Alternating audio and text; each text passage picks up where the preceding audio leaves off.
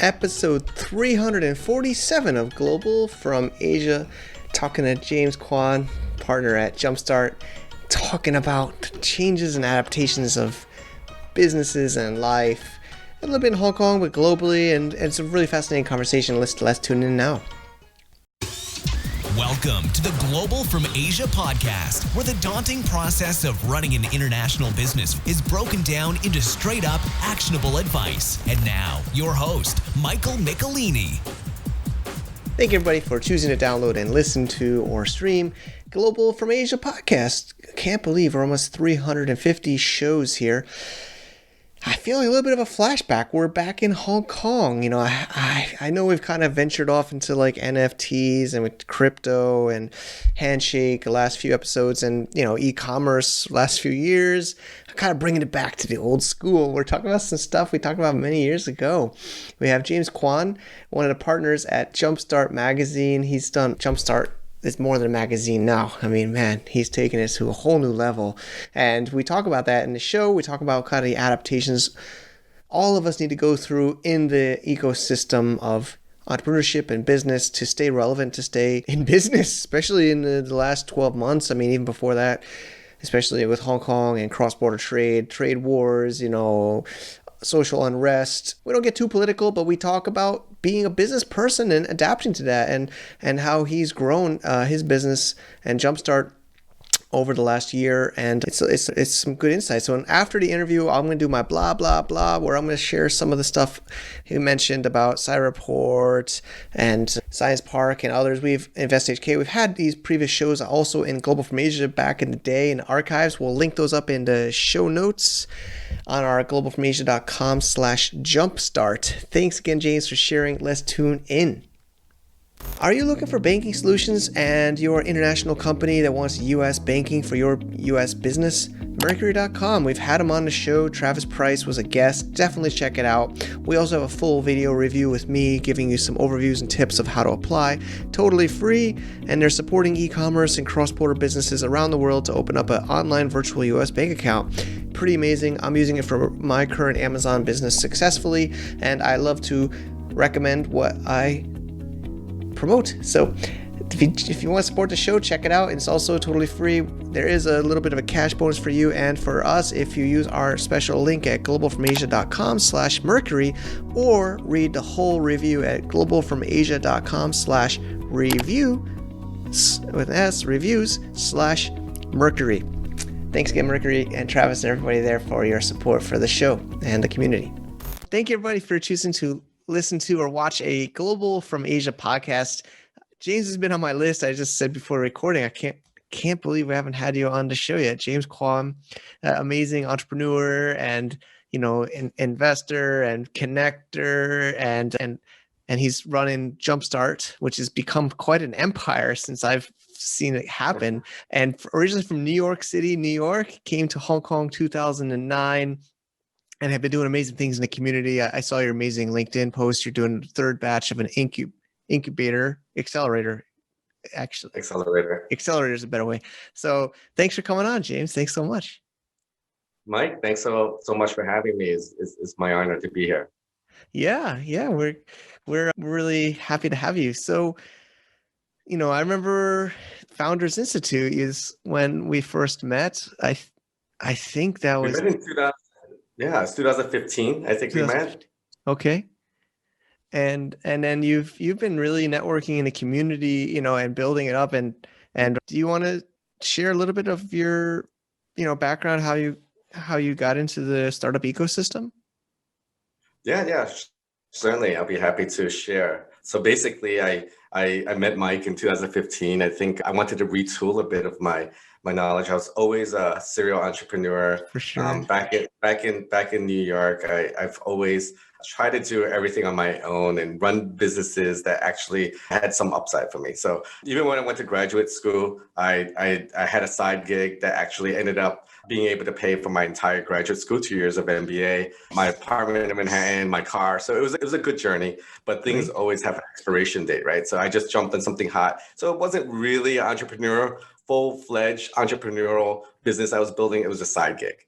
And when I finished my MBA, someone actually asked me, can you help me with my family's business? And that's when I came in. I developed a textile company, which is totally out of my range. The company actually came in and they were serious to get me on board. They wired money into my bank account and basically said, let's do it. I find out that this company I'm working for had 5,000 retail stores in China, the leading brand of home textiles in Southeast Asia. I took it over. I sold to every major in New York. 3 years later, I was the executive director of the IPO in Singapore.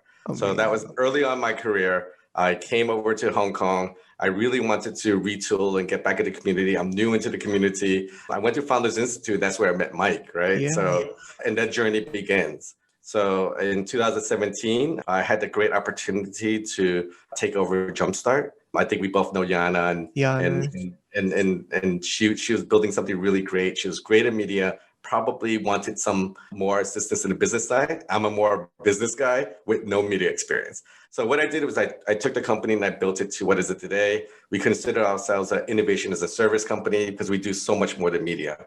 We do media, we do corporate innovation, we do 125 global events. We partner with Draper U. We're the only partner at Draper University here in Hong Kong. I'm the only advisory pitch member for South by Southwest. So we created a global network. And now we're running our accelerators, bringing in teams from Europe, Southeast Asia, South Asia into Hong Kong and helping them build their business. So we do a lot of things with investors as well. So it's the whole gamut, right? Anything that has to do with innovation, we're touching on all those cylinders and firing on all those cylinders. So it's been fun. It's been a great journey so far. Wow. Yeah, I know. I mean, the things you've done with JumpSmart, I've been to a few of your different events, and you've really grown. I like innovation as a service. That's a great way to say it. Yeah, I mean, because we could no longer say that we're in one sector, right? So we've done so many different things and grown what we've done, but we touch everything on innovation. So we even teach kids innovation. So we teach kids as young as 8 years old.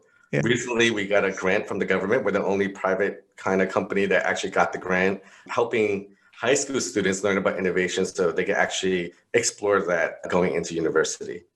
That's great. I know I've always seen the JumpStart for Kids and pictures. It's great. I mean, I think that's really special for sure. I mean, because education is, I think, the best way, right, as early as possible to get kids being innovative, being creative, being open-minded.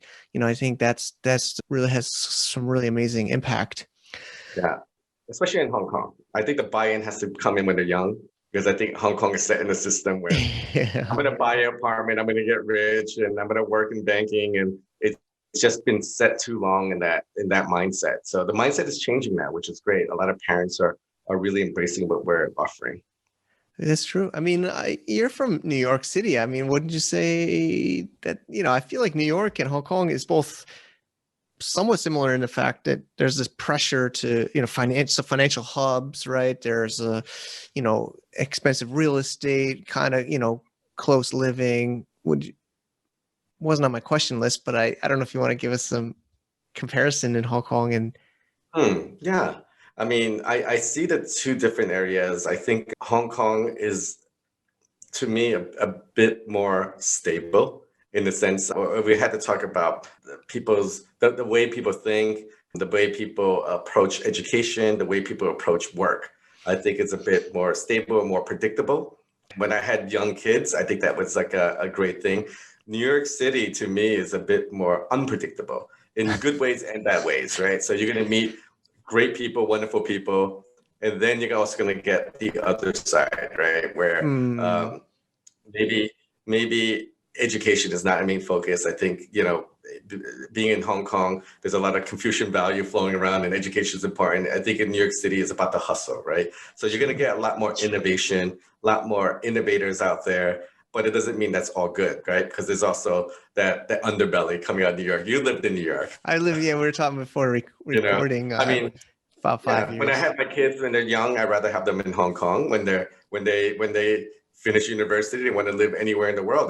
They're equipped to live in New York, right? But Yeah. it's different. It's more difficult the other way, right? Like I have friends in New York who tell me, oh yeah, my kids are in high school, and one of the rules we have is that they can't take the subway. They need to take the bus from one location to another location because it's above ground. I feel safer. Yeah. And and now I'm going to get a little political. Yeah, I mean, I guess it's And kind of on my list. We're gonna have to get into this a little bit, but yeah, the Asian American situation in the U.S. is tough now as well, right? Like I'm I watching the know, news. man. What happened in Atlanta yesterday That's was horrible. crazy. Yes. I honestly, I have to say, I try not to read news because it's just so depressing lately. But I saw headlines, and I'm afraid to read too much. But yeah, it's really sad. It's really sad. Yeah. I mean, that Yeah. I don't. Yeah, I don't know. What would you? What do you? I guess this is. I've heard already people choosing to go to Canada or other places instead of the U.S. already because of this. Well, I mean, my heart is American. I just live in Hong Kong, right? And I just make a life choice, a life decision for myself and my family. yeah, yeah. It's really sad about that. And I'm obviously Asia. I'm in China now and plan to be Asia long term. And yeah, I have a Chinese wife and mixed kids, and it's scary. Some of the things I was reading where some Asian American are afraid to go outside by themselves without like a Western, or white faced or foreign non-Asian person or something. It's really bad stuff for the U.S. system. It's Yeah. supposed to be it's not supposed to be like that, right? It's kind of going Not against what the U.S. is meant to be, which is really sad. Yeah. I'm growing up in New York. I never felt that issue. I mean, you grew up in New York, New Jersey, and there's always going to be some form of racism, but I think this racism is getting out of hand right now, right? Yeah, So, I mean, I it went doesn't to help. tech It doesn't school. help when people call it Kung flu. I think it starts there, right? Yeah, or the China virus or other things like Yeah, that. Yeah, I yeah, know, I know. And yeah, then some ignorant leaders that say stupid things and yeah, encourages that kind of thinking, which is yeah, yeah, not yeah, good. yeah. We should probably move on from the Yeah, political part. let's. I think there's enough. We're here in Asia. We're here. I really want to talk about Hong Kong. I mean, you said political. I was also. It's on my list. Honestly, I haven't been to Hong Kong. I can't go. I mean, I want to go. But I mean, man, there's been massive changes. I think anybody probably listening now is curious. You're doing this accelerator now in March 2021. You've done a couple before. You've been there since 2009. I would just love to hear what there's COVID, there's trade wars, there's obviously these previous, protests, things like that. I mean, man, it's been a crazy, crazy few years. I mean, what have you, let's maybe within your perspective and with these innovation and accelerators, I mean, what are you seeing? I mean, everything is affected. I mean, everything affects something else, right? If there's any issues politically, it affects something. Trade wars with the U.S., that affects things. That was crazy. Now, COVID. I mean, COVID is the doozy, right? So the borders have closed. I mean, previously, issues that are isolated to Hong Kong is Hong Kong, right? Or Asia. Now it's no one can leave their own home country to travel confidently somewhere else. So it affects business, no doubt. But what I see is that people have been adapting to the situation, right? So we're doing this via Zoom. Everybody's doing virtual events. People are finding more strategic ways, and companies that actually have strategy, companies that adopt innovation, I think have a higher chance to succeed during these periods of time.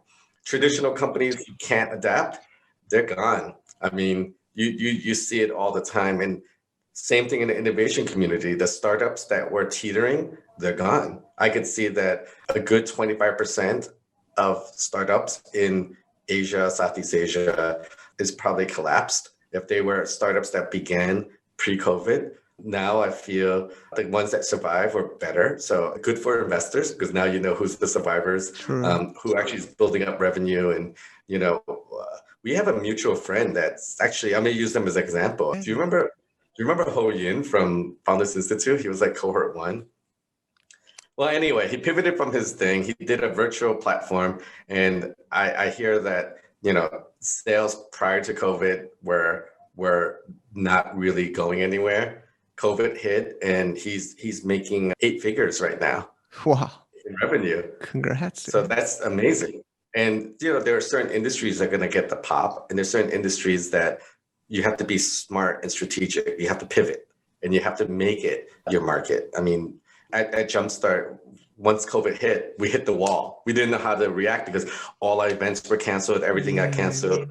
Now I'm happy to say we got leaner, we got stronger. The first 3 months of 2021 represents to us maybe the entire revenue already for the last year or so. So it's been good for us because we adapted. And I think companies have to learn how to adapt or they're going to die. That's the big statement, right? That's a big saying.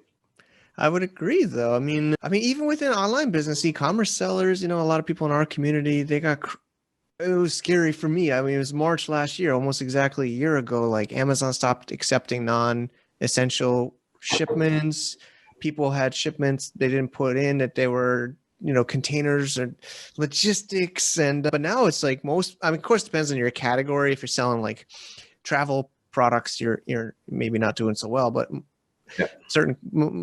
maybe I'll say most, or if you're not in like a seasonal category or something, that they're doing better than ever right now, for sure. And there's more acquisitions, which we even talked about a little bit before recording, and there's a lot of investment into e-commerce, and but yeah, for sure, the traditional people that didn't listen to, it's not like they didn't have didn't have enough time to go online before, but I think it accelerated that a lot, right? Everybody's going online, and if you can't adapt, you're like you said, it's bold, but it's true. Especially it's been a year now, right? I mean, you can't just keep paying your business the same way without finding the right way to get the new revenue from the new world. Right. Otherwise, like we said, 25% of the businesses who couldn't figure it out are no longer here. And unfortunately, with startups, you need cash so you can have at least a reasonable burn rate, right? Your runway is usually really tight for startups, so it didn't help. And Amazon's a great example. Amazon is booming. I mean, I buy from Amazon twice a week. I buy from Amazon more now than I did before because of the situation, right? Yeah. And then from the US, and they ship to Hong Kong, or? Yeah, I mean, they ship to Hong Kong, $49 free shipping. Yeah. The US is $29, right? So $20 more, I get free shipping to Hong Kong, and it's a great thing because Hong Kong is not cheap. You live there, right? I know, man. I've been there. So yeah, I mean, let's talk a little bit about the scene in Hong Kong. Like, I even kind of curious. So even a local startup is all online. I mean, is there events? I saw somebody doing I guess so it's mostly online accelerator, online events even now. Yeah, so we tried to actually do something in person. We were having our fingers crossed, but it looks impossible. And our teams are not from Hong Kong. We have one team from Hong Kong. We have one team from Sweden, 2 teams from India, 1 team from Thailand, 1 team from Hong Kong. And it's a very niche area. We're in retail tech, we're in lifestyle tech, fashion tech. So we're in that space. But even at that, we wanted all the teams to come in. They all wanted to be here as well, but couldn't happen. So we did the best thing that we could for the teams, and we held a hybrid event. We had all the mentors come live to our space. We had beer, we had pizza. Mentors still want to get together, right? Say hi to each other. And then we just simulated the teams being here live. We had a big foam board with their background. We put workstations out. So we walked the mentors and their advisors to them. And then we'll just make an introduction like we're live. So we tried to simulate as much as possible. I believe that people could do it on Zoom, but I believe if we could find a more interactive, better way, we could use partial Zoom, but also have the people who are available to show up in person to come in. And I think the mentors did want that. Wouldn't you rather have a slice of pizza and a beer and then walk around, meet the team, or be in your pajamas at home and meeting the teams, right? I mean, that's the trade-off, right? But I think half the time the real deals happen at pizza and beer, not at the presentation, not at the demo, right? So that's right. I always believe it's the after-hour drinks, right? After event drinks, that's when you're going to make the connection. So we tried to simulate that a bit. It's still tough. but we're all getting vaccines, right? So we're all getting vaccines soon, and maybe things may change. Yeah. I mean, we're all hoping some of my friends share on social media. They said 2 weeks, my butt, I was to say butt, but originally they said it would be like 2 weeks of lockdown, like in last March. Somebody, some news or article or government said 2 weeks. Yeah, It's been a year. Well, yeah, it does seem yeah, like vaccine is yeah. coming. Like what would you say? Again, I guess political, but it's also just with all these things that are happening in Hong Kong. I mean, is the expat versus local community or ecosystem? I mean, what have you have seen?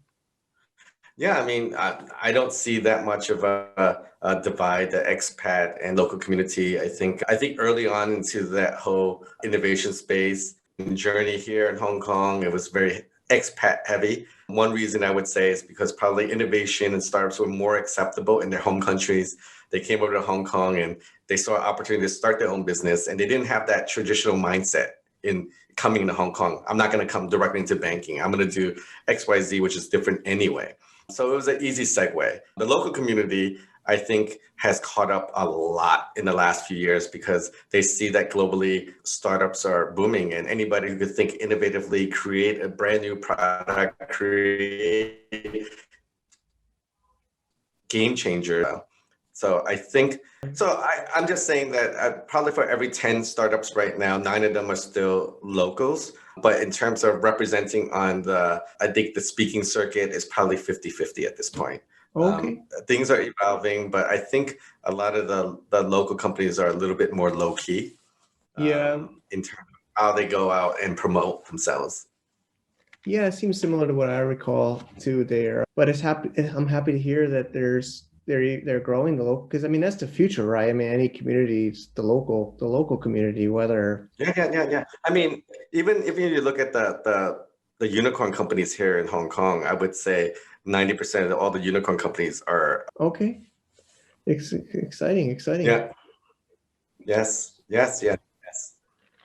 So, do you want to share some examples of, maybe through your accelerator program or some startups that you'd like to maybe spotlight or give us some insights about what they're working on? Or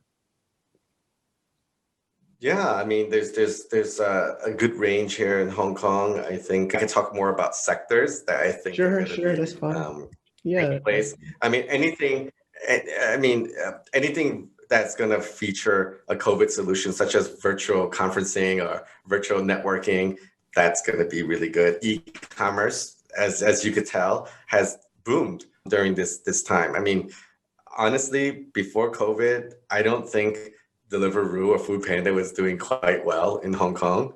Now I think, I mean, they're cash rich, they're expanding, they're hiring new teams, they're sending out press releases about new locations and central kitchens or something, It's just a lot of buzz around that. So companies that or industries that might not have been the sexiest has seen a resurgence, right? I think anything with crypto, with the prices going up would be great. NFT is the big thing right now, right? I mean, I think there was a Top Shot. I think there was Rob Gronkowski, right, from the Tampa Bay Buccaneers.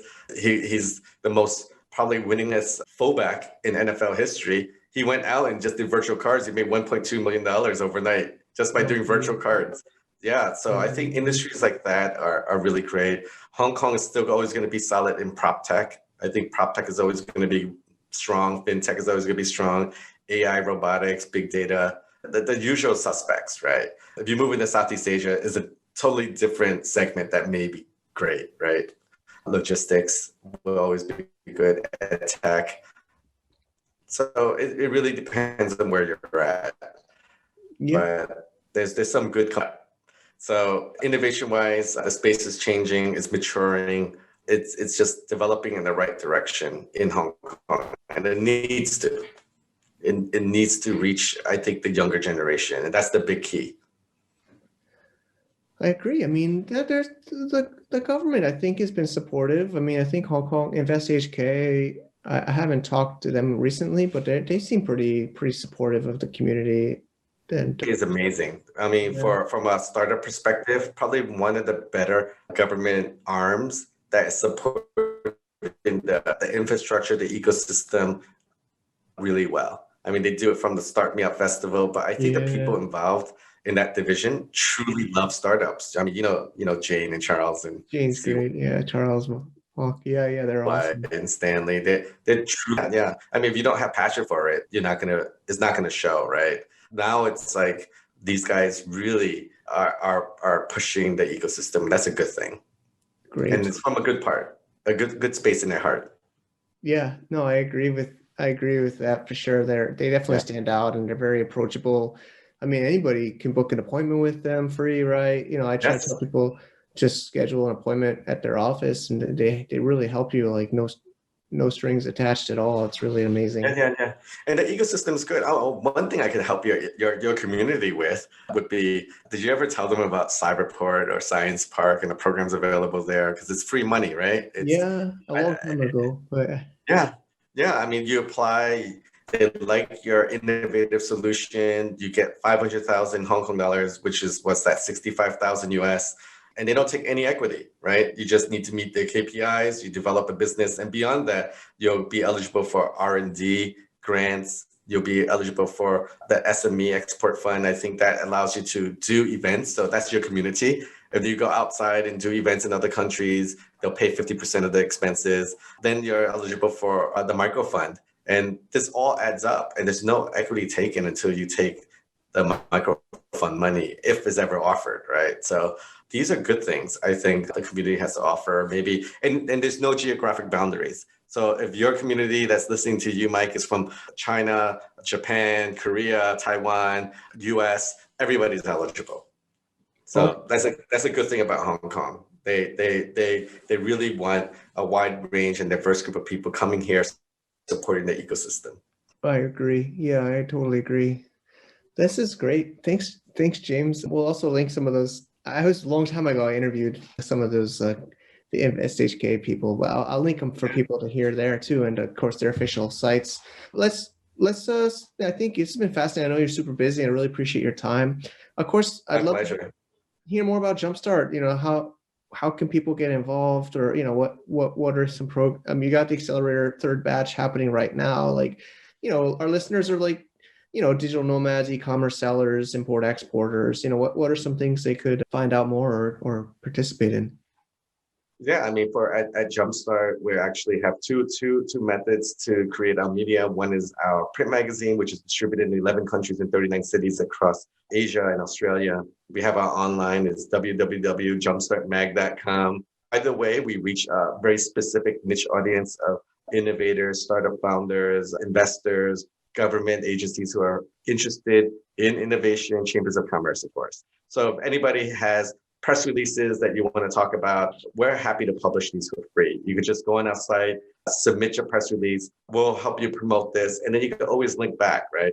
So for your social media, you can always be as seen on Jumpstart. And I think it helps a bit, right? Because it kind of validates a journey of, let's say, a new entrepreneur or a new startup. So we're always here to support.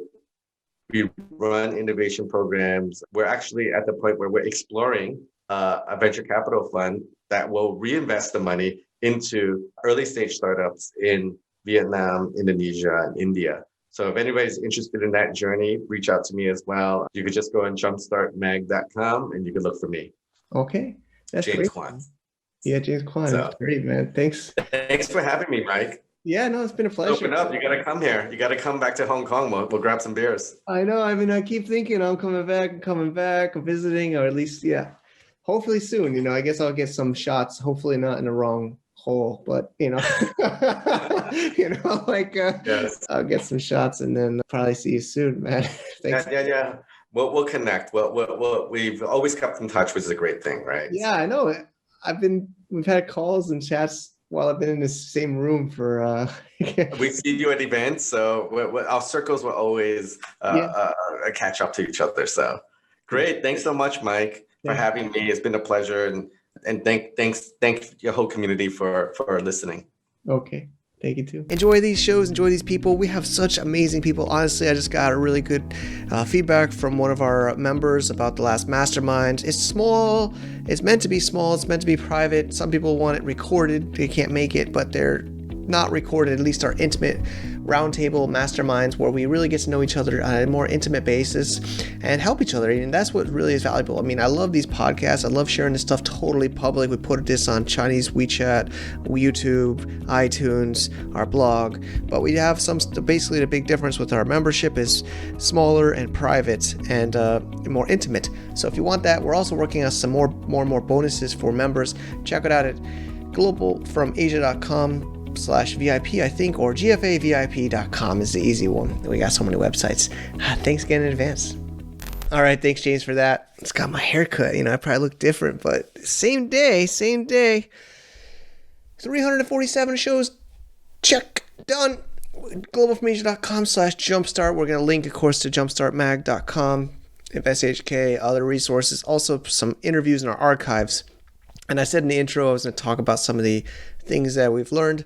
It's true, just like James says. I mean, Hong Kong is a very open environment for international startups, international people from all backgrounds, all races. I mean, that's what makes Hong Kong special. Is it's this East meets West mixed together, and everybody is generally friendly and welcoming, and the government is there to really support that. We mentioned some people there we know by name.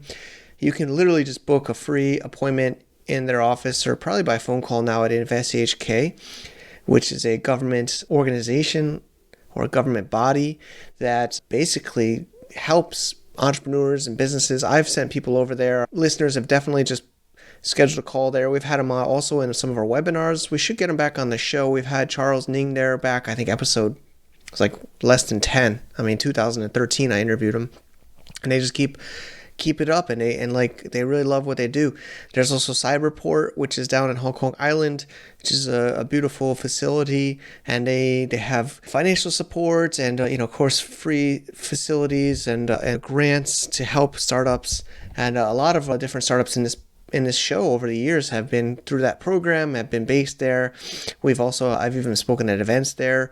We also have Science Park, which is up northern Hong Kong, and that's another great facility for startups. And there's a separate program there that you can choose between. Basically, these are the top two programs, Cyberport and Science Park, and we'll link to them, and we do have interviews with these representatives from these people. But probably first would be book at FSHK. Of course, you can join our membership. It's GFA VIP, supports what we do here. But they also have amazing free things there in Hong Kong. That's what they're there for. So I'm really always amazed at the power of Hong Kong, the strength of Hong Kong. And that's how this show even started. The first 10, 20, 30, 40 shows were about Hong Kong business, Hong Kong banking, Hong Kong startups, Hong Kong investments.